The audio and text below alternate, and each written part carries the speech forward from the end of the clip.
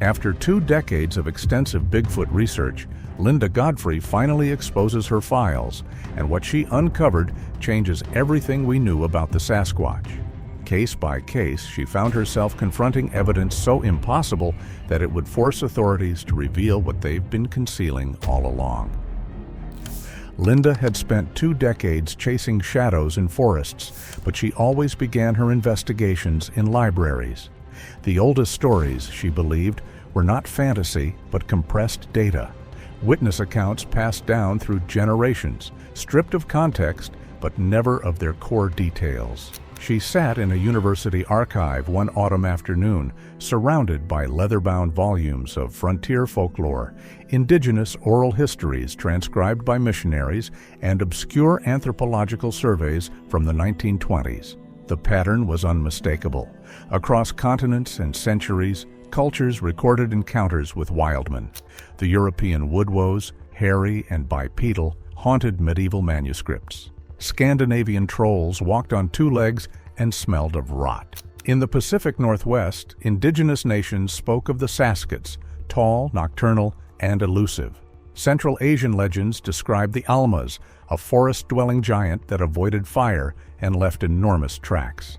Linda noted that these figures were not gods or demons. They occupied a liminal space between animal and human, always physical, always corporeal. The recurring motifs fascinated her. Height, consistently described as taller than a man, often 7 to 9 feet. Gait, bipedal, but not quite human, with longer strides and a distinctive shoulder roll. Behavior, nocturnal or crepuscular, shy of human settlement, occasionally curious. Habitat, forested, mountainous, near water sources. And most intriguing, scent. Almost every account from medieval Europe to 20th century North America emphasized a powerful odor. Witnesses described it as sour, sulfurous, musky, or metallic. One Lummi elder, interviewed in 1974, had described it as the smell of iron mixed with rotting fruit. This detail wouldn't matter until years later, when biology would demand a scent trail. Linda cross-referenced these accounts with her own field notes. Over 20 years, she had collected 217 first-hand sighting reports, each logged with date, location, weather, and witness credibility assessment. When she plotted the descriptions on a matrix, height, build, coloration, behavior, scent, the clustering was statistically significant. This was not a collection of random misidentifications. Either hundreds of people across decades were confabulating the same precise details, or something consistent was being observed. She turned to the theological angle. Many traditions treated the wild man as a moral figure, neither evil nor good, but outside the covenant between humans and the divine. Medieval Christian texts portrayed the woodwoes as a reminder of humanity's animal nature, a creature that had never received grace. Buddhist and animist traditions in Asia described similar beings as spirits bound to the physical plane, unable to transcend. These were not monsters to be slain, but boundary markers, living proof that the world contained mysteries beyond taxonomy. Linda's hypothesis, still unformed, began here. Perhaps the stories were not metaphor, but memory. If a large bipedal primate or relict hominin population had persisted in marginal habitats, oral tradition would preserve the encounter template even as specific details eroded. The scent, the gait, the avoidance behavior, these would be harder to lose than names or moral interpretations. She wrote in her journal that night, "Myth is evidence that has survived its context." The question is whether we can reverse engineer the original event. The hook that would drive her next 2 decades of work emerged from a single footnote in a 1932 survey of Salish oral history. An elder had described the Saskats as having hands like a man's, but with pads on the palms that left marks in mud. Linda had never heard that detail in modern sightings. She filed it away, unaware that 19 years later, a footprint cast from a Washington streambed would show exactly that. Distinct palmar pads, consistent with a gripping adaptation, unlike any known North American mammal. Would this obscure anatomical detail become the key to proving physical reality? This was a seemingly minor note that would later unlock one of her most compelling proofs.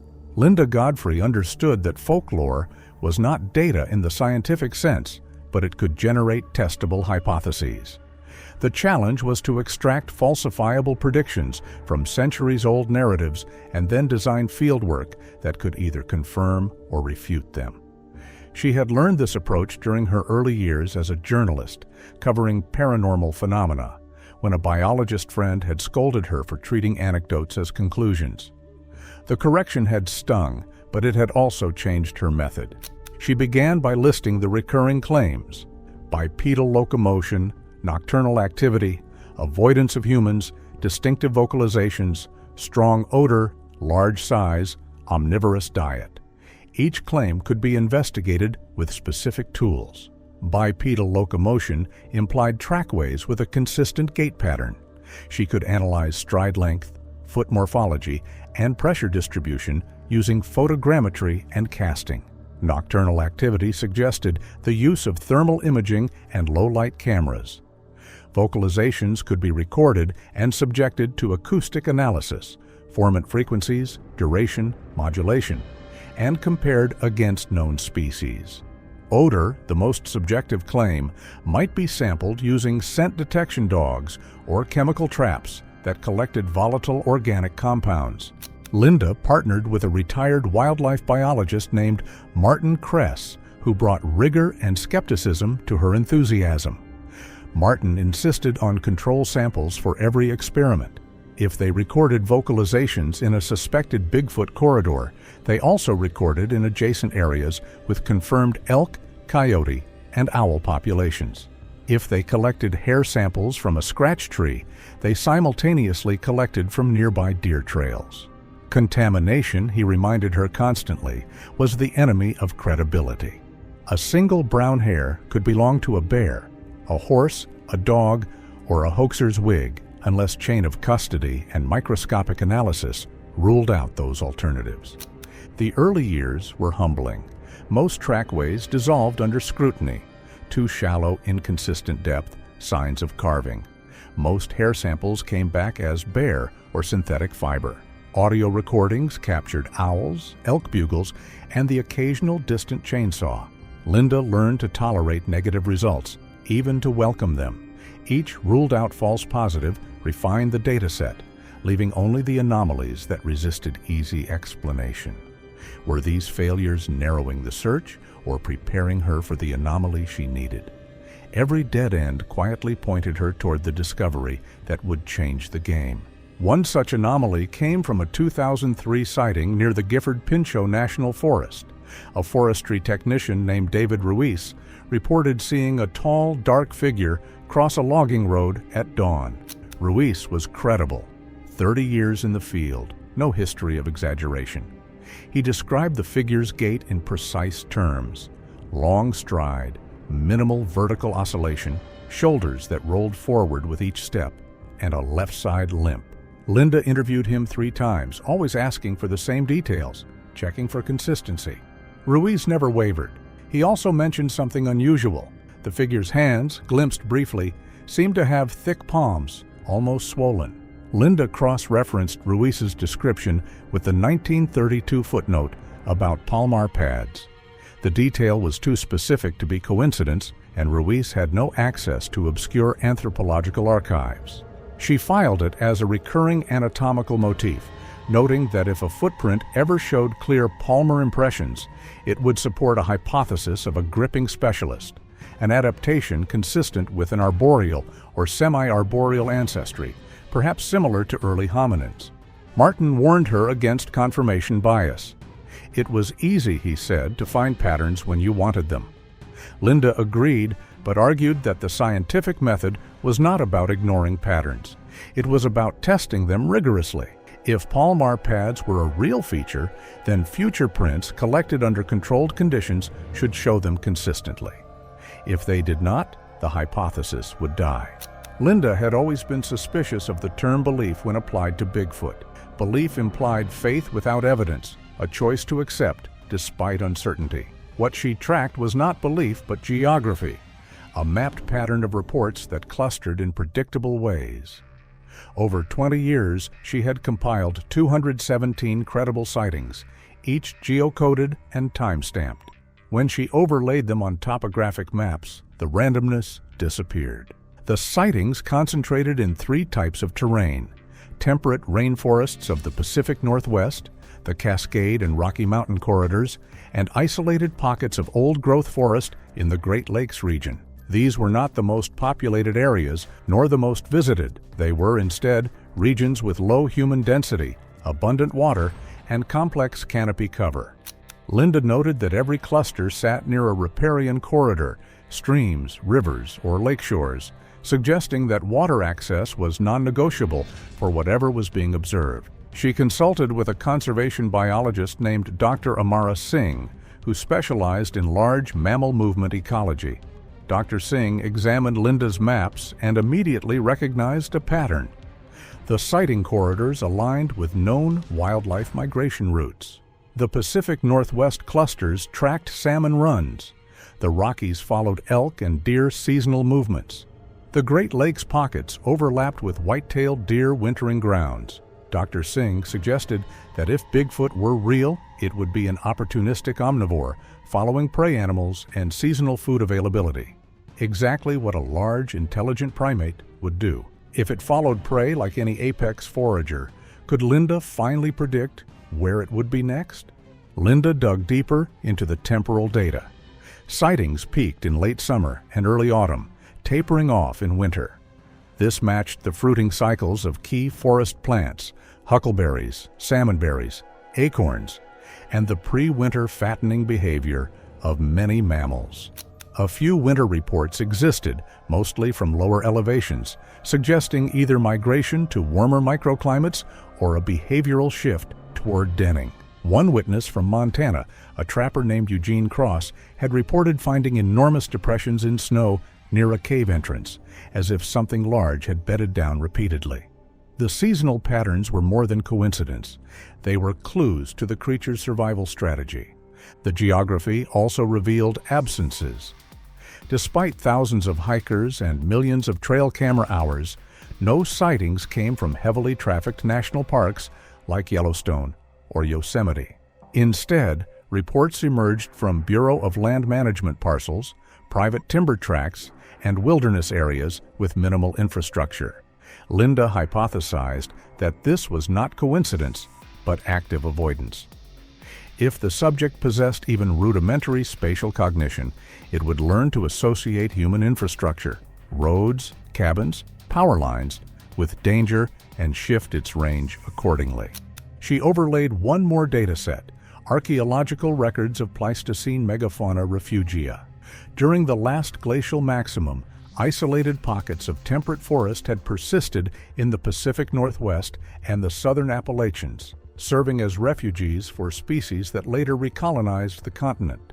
If a relict hominin population had survived the Ice Age, these refugia would be the likeliest candidates for persistence.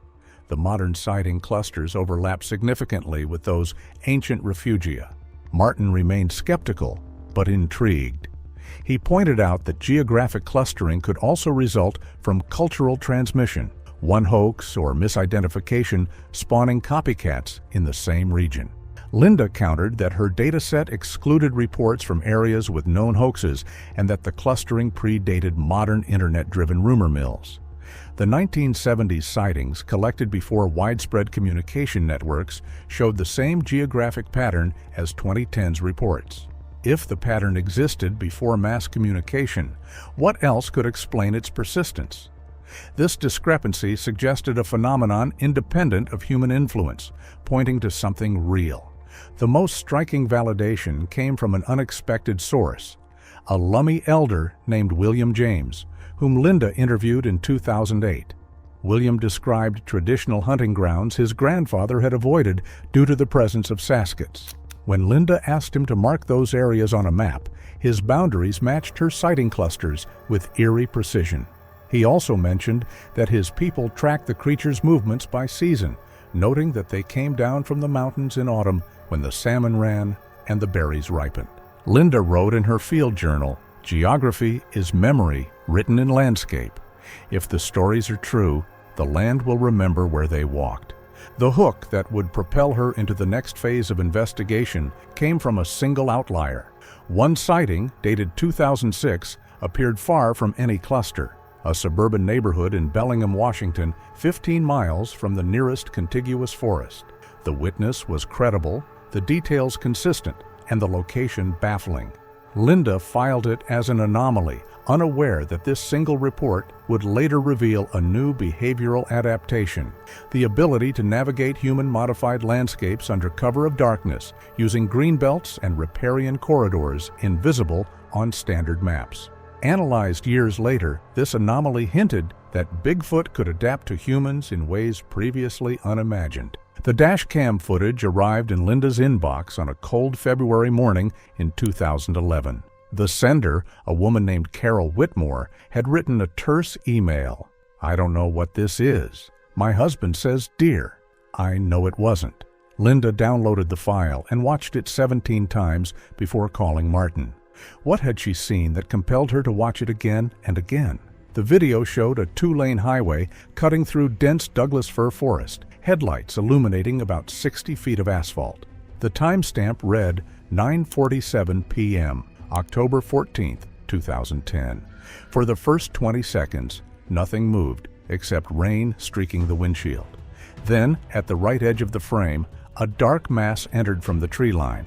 It moved across both lanes in 4 strides, long, loping steps that covered ground with alarming speed. The figure was upright, broad-shouldered, and at least 7 feet tall. What struck Linda most was the movement itself, a rolling gait, shoulders dipping and rising with each step, arms swinging loosely, and a pronounced asymmetry. The left leg seemed to drag slightly, creating a hitch in the rhythm. Every detail in that movement hinted at a living, breathing individual she might be able to track. Carol agreed to an interview. She lived in Forks, Washington, and worked as a medical technician.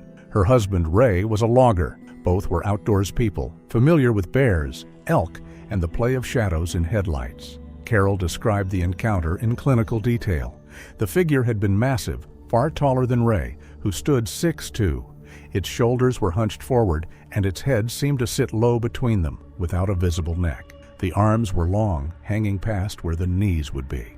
The most unsettling detail: it had turned its head toward the car as it crossed, and for a fraction of a second, Carol saw the side of its face. A flat profile, not a snout. This detail wouldn't matter until years later, when similar facial observations emerged from other credible witnesses. Martin analyzed the video frame by frame. He measured stride length using the lane markers as reference, approximately 9 feet per step. He calculated speed, roughly 12 miles per hour, fast for a bipedal walk but not running. The shoulder roll was consistent with a wide, barrel-chested build, large lung capacity.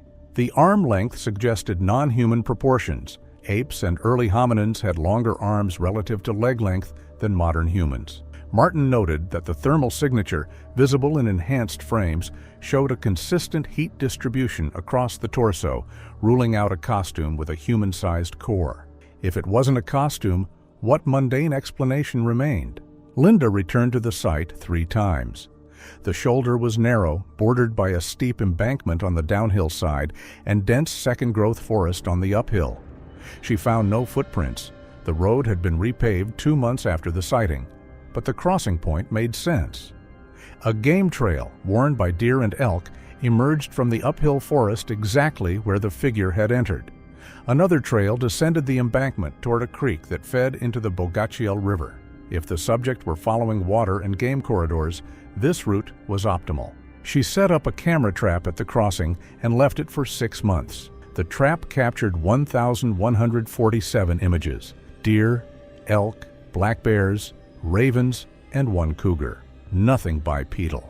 Martin suggested that the subject had learned to detect cameras, either visually by the faint glow of infrared LEDs or by scent if the housings retained human odor. Linda experimented with scent masking and camouflaged housings, but captured nothing further. The dashcam footage became one of Linda's core pieces of evidence, unmanipulated, time-stamped, and corroborated by a credible witness with specific anatomical observations. The shoulder hump and asymmetric stride would become recurring motifs, appearing in later sightings, and eventually matching a peculiar wear pattern in a plaster footprint cast that suggested uneven weight distribution. Was this the beginning of a recognizable signature? In June 2012, a pair of hikers named Travis and Megan Oakes recorded 18 minutes of vocalizations on a ridge above Lake Crescent. They had been backpacking for 3 days and camped on a granite outcrop with a view of the valley below. Around 2 a.m., they were woken by sounds echoing across the basin, deep resonant whoops, followed by guttural breathing and what Travis described as a wood-knocking percussion, as if something were striking a tree trunk with a heavy branch. These recordings would later provide acoustic evidence that matched the physical signatures observed in other encounters. Travis, an amateur birder, grabbed his digital recorder and captured the sequence. The whoops repeated every 30 to 40 seconds, each lasting 4 to 6 seconds. Between whoops, the breathing was audible, slow, deliberate, and louder than any animal Travis had encountered. The wood knocking occurred in clusters: 3 rapid strikes, pause, 2 strikes, pause, 3 strikes, again. The pattern seemed intentional, almost communicative. Linda obtained the recording and sent it to Dr. Helena Vargas, an acoustic ecologist at the University of Montana. Dr. Vargas specialized in bioacoustics, analyzing animal vocalizations to infer physiology, behavior, and evolutionary relationships. She loaded the Oakes recording into spectrographic software and began her analysis. Would scientific analysis validate what field reports alone never could? The whoops were extraordinary. The fundamental frequency ranged from 80 to 120 hertz, well within the range of large primates like gorillas and orangutans, but lower than typical human vocalizations. The formants, resonant frequencies shaped by the vocal tract, suggested a vocal apparatus with a long pharynx and large larynx, consistent with a creature significantly larger than a human. Most striking, the whoops showed harmonic complexity, overtones and subharmonics that layered in patterns Dr. Vargas had not seen in North American mammals. She compared the recording to her library of known species. Elk bugles showed similar duration but different formant structure. Wolf howls had higher fundamental frequencies. Bear vocalizations lacked the harmonic richness. Great ape calls from her primate database showed closer matches, particularly in the modulation patterns. But the North American context made that comparison biogeographically absurd, unless Linda's hypothesis of a relict hominin was correct. This anomaly would later force investigators to consider explanations far beyond ordinary wildlife. The breathing sounds posed their own puzzle. Dr. Vargas measured the interbreath interval, approximately 8 seconds between exhalations, slower than expected for an animal active enough to produce loud vocalizations. She noted that the exhalations had a turbulent quality, as if passing through a large, complex airway. The volume, audible over ambient wind and insect noise at an estimated distance of 200 meters, implied significant lung capacity. The wood knocking was the most controversial element. Dr. Vargas confirmed it was not a natural sound. Branch falls or rocks tumbling produced irregular intervals and varied acoustics. The Oakes recording showed consistent strike force and timbre, as if the same object were striking the same surface repeatedly. This implied tool use, a behavior documented in chimpanzees, orangutans, and some New Caledonian crows, but not in any North American mammal. This detail wouldn't matter until years later, when patterns in the sounds would suggest something far more extraordinary. Travis and Megan were interviewed separately, and their accounts matched. Both described a feeling of being observed, though they never saw the source of the sounds. Megan mentioned that their dog, a German Shepherd, had cowered in the tent and refused to emerge, even for food. Animal fear responses, Linda knew, were difficult to fake or misinterpret. Domestic dogs could distinguish between familiar and novel predators, and this reaction suggested something outside the dog's experiential database. Was the dog reacting to a predator or to something unfamiliar, even to instinct? Linda returned to the site with recording equipment and spent 4 nights attempting to replicate the encounter. She captured owls, coyotes, and wind through the pines, but nothing resembling the oak's vocalizations. Martin suggested that the subject had either moved on or learned to associate human presence with danger, adjusting its vocal behavior accordingly. The spectrographic anomaly that would haunt Linda for years appeared buried in the recording's lower frequencies. Dr. Vargas isolated a low-frequency carrier wave around 40 Hz that persisted throughout the whoops and breathing sounds. This infrasonic component was below the threshold of conscious human hearing, but detectable by sensitive equipment. Dr. Vargas speculated it might be a byproduct of the subject's respiratory anatomy, perhaps a resonance in the thoracic cavity or a vocal adaptation for long-distance communication in dense forests. The carrier appeared in 3 other recordings Linda had collected, all from the Pacific Northwest, all recorded at night. This anomaly only made sense once all the recordings were compared, revealing a signature no known animal produced. The hair samples had accumulated over 15 years, 37 individual specimens, each collected under varying conditions. Some came from reputable sources like Thomas Everett. Others were of uncertain provenance. Linda and Dr. Simmons sorted them by chain of custody, eliminating any sample that could not be traced to a specific location and date. 12 samples remained. Would any of them finally withstand scientific scrutiny? Each sample underwent preliminary microscopic analysis at Dr. Simmons's lab. The process was meticulous, measuring medulla width, cataloging cuticle scale patterns, photographing cross-sections.